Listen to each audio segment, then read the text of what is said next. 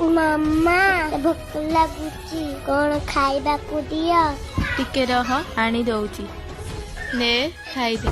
କବାଟ ଖୋଲ ନା, ବହୁତ ଭୋକ, ମୁଁ 3 ଦିନ ହେଲାଣି କିଛି ଖାଇନି। କବାଟ ଖୋଲ।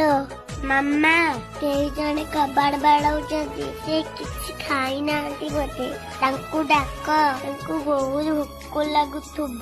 ରହ ମୁଁ ଦେଖେ ରୋଷେଇ ଘରେ କଣ ଅଛି। ଆରେ ରୋଷେଇ ଘରେ ତ ଖାଇବା ପାଇଁ ଆଉ କିଛି ନାହିଁ। ହେ ଜଗା, ତୁ ହିଁ ଏକା ସାହା ଭରସା। ଆରେ ପୁଅ, ଯାହା ଥିଲା ତତେ ଦେଇଦେଲି, ଆମ ଘରେ ତ ଆଉ କିଛି ଖାଇବା ନାହିଁ, ତାଙ୍କୁ କେମିତି ଖାଇବାକୁ ଦେବି?